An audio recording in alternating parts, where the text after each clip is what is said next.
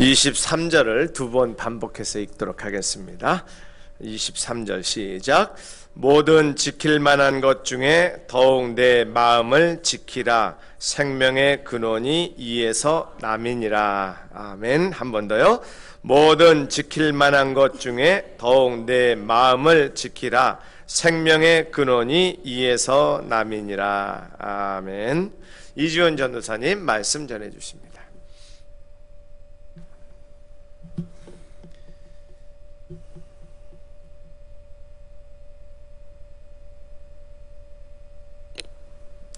할렐루야.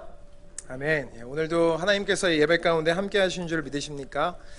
오늘도 주께서 우리에게 우리가 생각하는 것 이상으로 또 뛰어넘게, 우리의 이성을 뛰어넘게 하나님께서 일하여 주시고 말씀하여 주시고 또 회복하여 주실 시간이 될 줄 믿습니다. 믿으십니까? 아멘.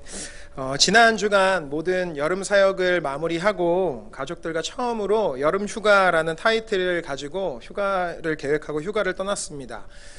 여름 휴가라고 해서 뭐 대단한 곳을 간 것은 아니었고요. 장인 장모님 댁이 강원도 평창인데 평창을 숙소로 해서 강원도 강릉 또 양양 뭐 이렇게 왔다 갔다 자지 않고 이렇게 하루씩 이렇게 보고 올 계획을 아주 빠듯하게 좀 일정을 제 나름대로 좀 짰습니다. 짜고서 이제 처음 도착했던 곳이 어디였냐면 강원도 춘천에 있는 김유정역이라고 혹시 아세요? 거기 레일바이크를 탈 수 있는 곳이 있는데 저는 한 번도 타보지를 못했거든요, 레일바이크를. 그래서 이번에 처음 휴가로 레일바이크를 좀 타보자 하고서 김유정역, 춘천에 있는 김유정역에 도착해서 레일바이크를 이제 타려고 막 이제 표를 끊으려고 하는 그 찰나였습니다. 저는 매표소에서 이제 막 표를 끊고 있었고요. 아내는 레일바이크를 이렇게 기다리는 그 마당에서 뜨거운 날씨였지만 이제 사진도 막 찍어주고 막 들뜬 마음에 막 그렇게 시간을 좀 보내고 있었어요. 근데 아내가 갑자기 저한테 막 달려오더니 가지고 있었던 짐을 거의 내던지다시피 저한테 던져버리고 아들을 안고 다급하게 화장실로 막 뛰어가는 겁니다.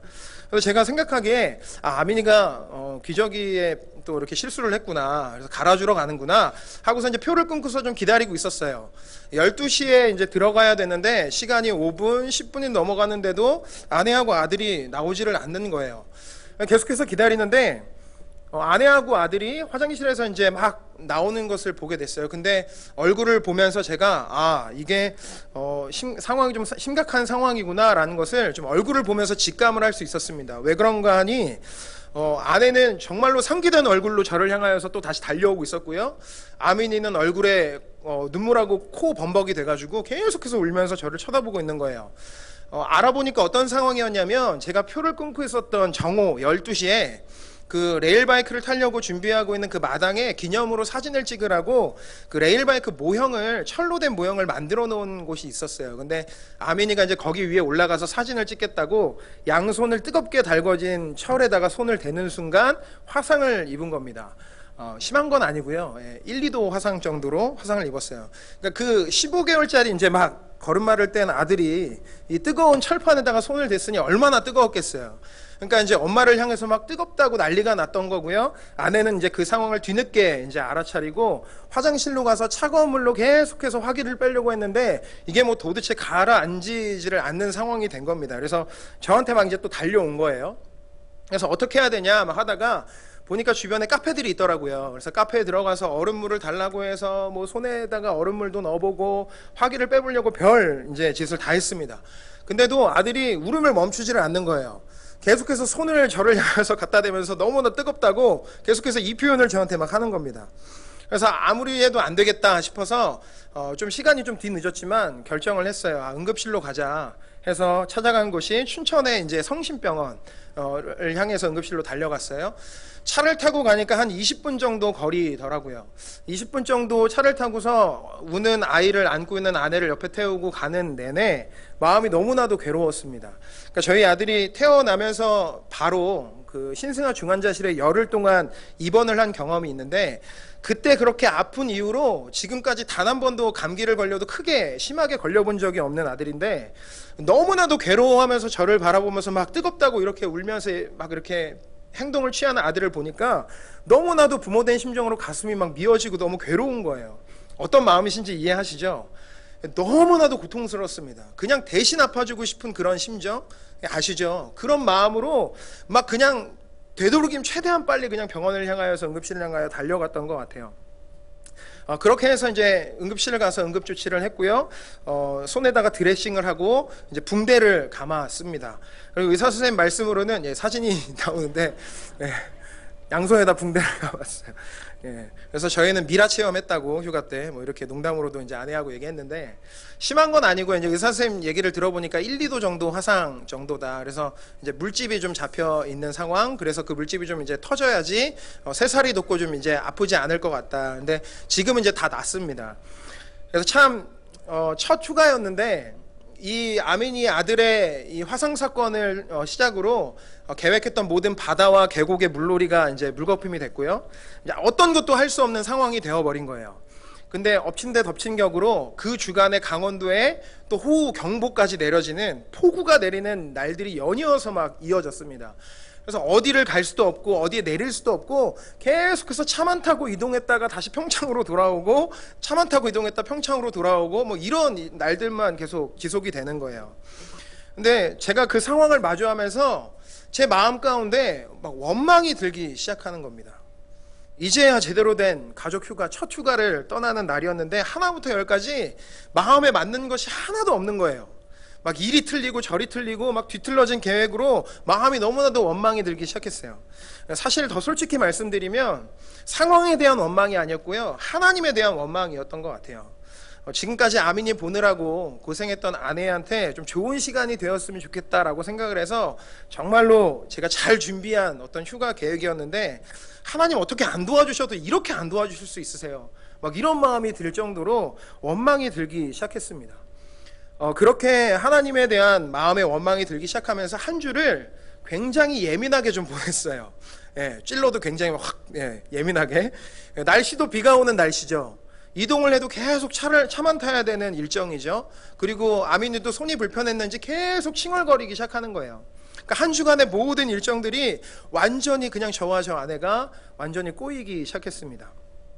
그렇게 며칠을 더 휴가를 보내는 상황을 지속했는데 갑자기 어느 날 아침에 묵상을 하다가 이런 마음을 하나님이 주시는 거예요. 이 모든 상황에 대한 원망도 하나님 앞에서는 범죄함이 되겠구나라는 마음을 깨닫게 해주셨습니다. 그리고 하나님께서 기뻐하시지 않겠구나라는 마음이 들기 시작했어요.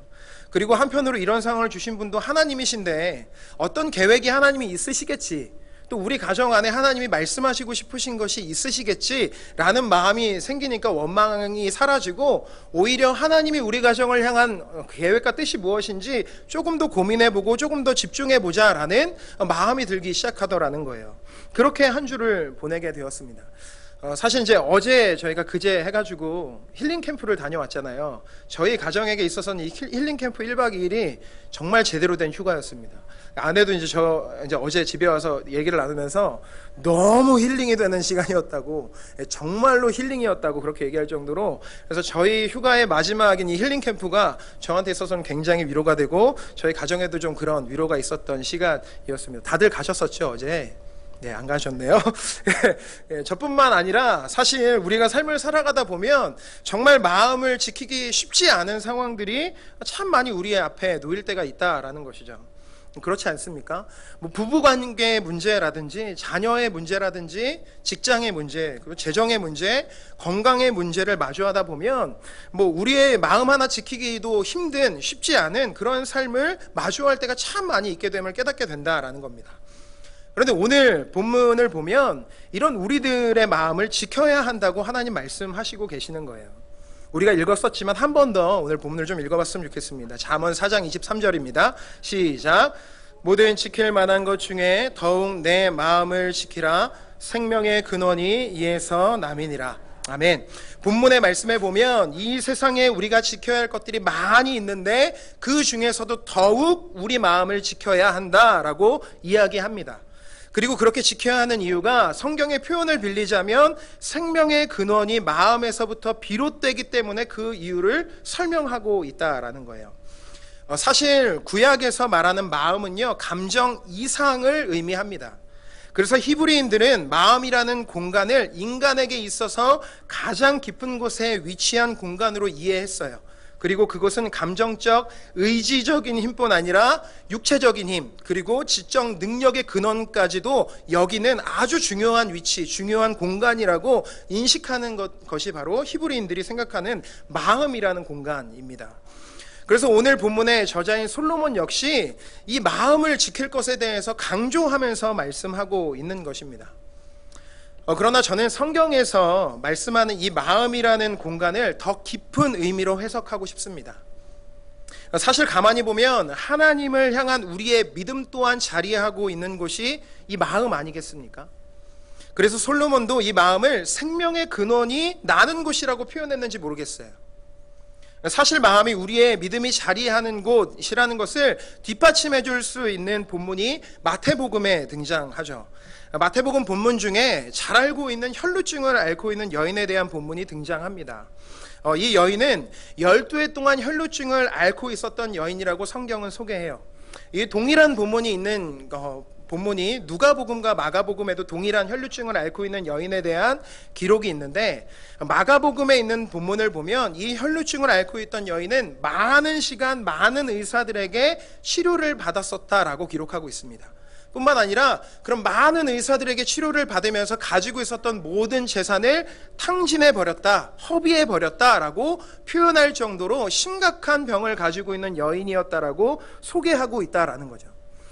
사실 성경에 보면 완전수라는 것이 있는데, 저희가 잘 알고 있는 삼위일체 하나님의 가리키는 3이라는 숫자도 성경에서 등장하는 완전수에 해당하죠. 그리고 이스라엘의 12지파를 의미하는 12이라는 숫자도 사실 성경에서는 완전수에 해당하는 숫자입니다. 그러니까 오늘 방금 우리가 살펴본 이 본문에 등장하는 혈루증을 앓고 있는 여인은요, 단순히 12해 동안 그냥 아팠던 사람이구나 라고 정도만 우리가 이해할 그런 인물이 아니라는 것이죠. 완전히 그 병에, 질병에 사로잡혀서 어떤 방법도 어떤 것도 해결할 수 없는 질병을 가지고 있는 여인이 바로 혈루증을 앓고 있는 여인이었다라고 우리가 볼 수 있는 것입니다. 어떤 소망을 꿈꿀 수 있었겠습니까? 어떤 의사를 찾아가도, 어떤 명의를 찾아가도 해결할 수 없는 질병이에요. 가지고 있는 모든 재산을 탕진해도 이 병 하나 고칠 수 없는 질병을 가지고 있는 여인입니다. 그 여인에게는 어떤 것도 꿈꿀 수 없는, 어떤 것도 소망할 수 없는 그런 상황 가운데 놓여 있었다라는 것이죠. 그런데 이 여인에게 아주 기쁜 소식이 들리기 시작하는 거예요. 다른 동네에서 수많은 병자들을 치유하시고 심지어는 죽은 자들도 살리셨던 예수라는 사람이 우리 동네에 온다라는 소문을 듣게 된 것이죠. 그리고 이 여인의 마음 가운데 그런 소망함을 품게 됩니다. 그 예수라면 내 이 질병, 12해 동안 어떤 방법도, 어떤 수단과 어떤 방법을 동원해도 고칠 수 없었던 이 질병을 그라면 고칠 수 있겠다라는 마음의 간절함이 생기기 시작했다라는 것입니다. 성경 마태복음 9장 20절에서 21절 말씀에 보면 이렇게 여인의 마음을 소개하고 있어요. 읽어드리겠습니다. 12해 동안이나 혈루증으로 앓는 여자가 예수의 뒤에 와서 그 겉옷가를 만지니 이는 제 마음에 그 겉옷만 만져도 구원을 받겠다 함이라. 아멘. 말씀에 보면 이 여인이 예수님께서 자신의 병을 치유하실 수 있다는 그 믿음과 확신이 어디서부터 비롯이 되었는지 말씀하고 있는데, 어디에서 비롯되었다고 말씀합니까? 21절 말씀에 보면 이는 제 마음에 그 겉옷만 만져도 구원을 받겠다라고 그 여인의 마음에 대해서 이야기하고 있다라는 것입니다. 그러니까 이미 이 여인의 마음에는 수많은 명의들도 고치지 못했고 어떤 약을 써도 차도가 없었던 자신의 병을 예수님이라면 고칠 수 있다라는 믿음과 확신이 벌써 그 여인의 마음 가운데 자리 잡고 있었다라는 것을 우리가 볼 수 있는 것이죠. 심지어 예수님을 직접 대면하여 만나는 것도 아니고 그냥 겉옷가만 만져도 이 예수님이 나를 치유하실 수 있는 분이시다라는 그 마음의 믿음과 확신이 그냥 마음에 자리 잡고 있는 상태였다라는 거예요. 예수님도 이런 여인의 마음, 예수님이라면 고치실 수 있다는 믿음과 확신이 자리하고 있는 그 여인의 마음을 보셨던 겁니다. 그리고 그 여인의 이런 행동에 대해 이렇게 말씀하십니다. 저희가 마태복음 9장 22절 말씀을 같이 한번 읽어보겠습니다. 시작. 예수께서 돌이켜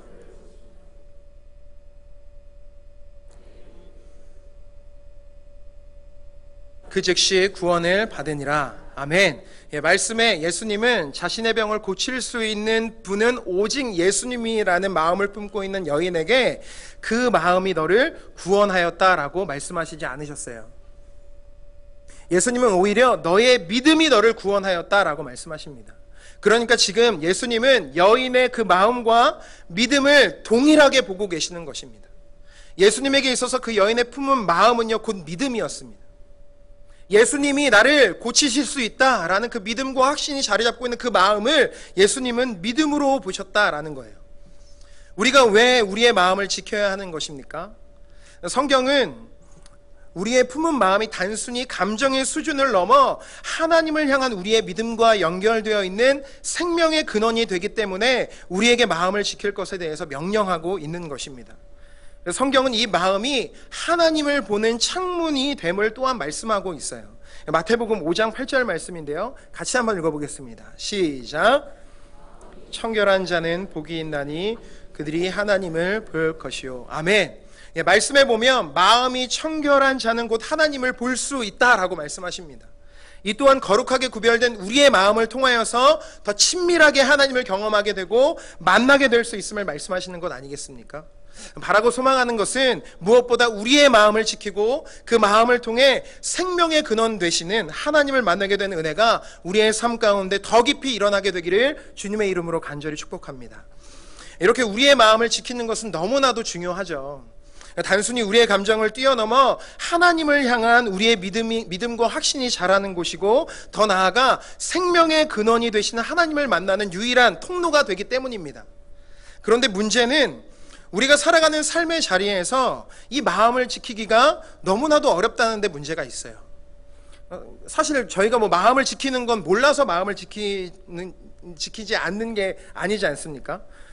누구나 다 아는 것이고 마음을 지켜야 된다라는 건 누구나 다 아는 것이지만 마음 지키기가 너무나도 어렵다라는 것입니다. 우리가 마주하는 삶의 현실, 우리가 마음 하나 지키기도 너무나도 힘든 현실을 매일마다 매일의 삶 가운데 우리는 마주하고 있다라는 것이죠. 요즘같이 어려운 때에 경제적인, 재정적인 어려움을 만나면 누구도 마음 지키기가 쉽지 않은 상황입니다. 그렇지 않습니까? 제가 경험했던 것 같이 자녀에게 어떤 문제가 생기면 마음을 지키는 것 결코 쉬운 일이 아닙니다. 뿐만 아니라 직장의 문제, 가정의 문제, 관계의 문제, 건강의 문제, 어떤 문제를 마주할 때마다 우리의 마음을 지키기는커녕 마치 풍랑 속에서 요동하는 돛담배와 같이 이리저리 요동치는 마음을 경험할 때가 하루에도 숱하게 일어난다라는 것입니다. 이처럼 우리에게 마음을 지키지 못하도록 방해하는 여러 가지 상황과 환경들이 있습니다. 어떤 것으로도 해결할 수 없는, 마치 혈루병에 걸린 여인과 같이 어떤 소망도 어떤 기대도 할 수 없는 상황이 우리 가운데 있다라는 것이죠. 그런데 성경을 가만히 보면 마치 우리와 동일한 상황 가운데 놓여 있는 그 상황을 마주하며 마음 하나 지키지 못해 마치 풍랑 속에서 이리저리 요동하는 돛담배와 같은 무리들의 이야기가 또 한 가지 등장하는 것을 보게 됩니다. 그들이 누굴까요? 그들은 바로 예수님의 제자들이었습니다. 예수님은 어느 날 저녁 식사 자리에서 3년 동안 동고동락했던 제자들에게 정말로 충격적인 이야기를 갑자기 던지십니다. 어떤 이야기냐면 그 내용은 바로 예수님께서 이제 곧 제자들을 떠나 십자가의 죽음으로 죽임을 당하고 하나님 아버지에게 돌아가시겠다라는 말씀이셨어요. 생각 한번 해보세요. 당시 그 제자들이 예수님의 그 말씀을 드렸을 때 그 모습들을 상상해 봤으면 좋겠습니다. 가히 충격 그 자체 아니었겠습니까? 제자들은요, 예수님을 따르기 위해 집도 버리고요, 가족들도 버리고요, 직업도 버리고요, 모든 것들을 포기하고 메시아이신 예수 그리스도 한 분만 쫓아 따랐던 제자들이었습니다. 그런데 어느 날 저녁 식사 자리에서 이제 예수님은 곧 당장 너희들을 내가 떠나게 될 텐데, 그냥 떠나는 것이 아니라 너희들이 생각한 그 처참한 죽음의 자리인 십자가를 통하여서 내가 너희들을 떠나게 될 것이다 라고 이 말을 던지고 계시는 거예요. 3년 전에 가족들을 떠났을 때에도 제자들에게는 소망이 있었습니다. 3년 전에 직업을 버렸을 때에도 제자들에게는 소망이 있었어요. 그 소망은 예수 그리스도였습니다. 아무리 가족을 떠나는 상황이라도, 직업을 포기해야 할 상황이라도 예수님만 함께 계신다면 그들에게는 소망이 있었습니다. 근데 그 예수님이 이제 자신들을 완전히 떠나서 죽음의 자리 가운데 나아가시겠다라고 말씀하고 있는 상황이에요. 그런 상황에 놓인 그들의 마음에 찾아온 것은 다름 아닌 근심이었습니다. 두려움이었습니다. 예수님도 그런 상황에 놓인 제자들이 얼마나 마음에 근심하고 있는지를 아셨어요. 그래서 예수님은 자신의 죽음을 말씀하시고 근심하는 제자들을 향해 이렇게 또한 말씀하십니다. 성경 요한복음 14장 1절 말씀인데요. 같이 한번 읽어보겠습니다. 시작. 너희는 마음에 근심하지 말라. 하나님을 믿으니 또 나를 믿으라. 아멘. 말씀에 예수님은 제자들을 향해 너희는 마음에 근심하지 말라고 말씀하십니다. 너희들 안에 있는 마음의 그 근심을 제거하라고 말씀하고 계시는 거예요. 오늘도 우리의 삶의 전쟁터에서 요동치는 마음을 부여잡고 이 자리에 나온 사랑하는 성도님들에게 예수님이 동일하게 말씀하고 계십니다. 마음에 근심하고 계십니까? 두려운 마음으로 오늘의 삶의 자리에서 그 전쟁터에서 고군분투하시다가 정말 패잔병과 같은 마음으로 이 자리 가운데 억지로 나와 앉아 계신 분이 혹시 있으십니까? 동일하게 예수님 말씀하십니다. 마음에 근심하지 말라라고 말씀하십니다. 어떤 두려움도 어떤 마음의 근심도 우리들의 마음 가운데 있게 하지 말라라고 말씀하고 계신다라는 것입니다. 그런데 이런 예수님의 말씀도 제자들에게는 별로 위로와 힘이 되지 않았던 것 같아요. 아마도 당장 눈앞에 보이는 현실 때문에 제자들은 예수님의 말씀이 귀에 들리지도 않았던 것 같습니다. 그래서 예수님은 그런 제자들이 근심하거나 두려워하지 않도록 그 이유, 근심하지 않아야 될 이유에 대해서 요한복음 14장 전체를 통하여서 말씀하고 계십니다. 그리고 이제 곧 만나게 될 두려움과 근심의 상황에 그것을 뛰어넘는 평안을 소유할 수 있는 방법에 대해서 제자들에게 말씀하고 계신다라는 것입니다. 성경 요한복음 14장 26절, 27절 말씀을 같이 한 번 더 읽어봤으면 좋겠습니다. 시작.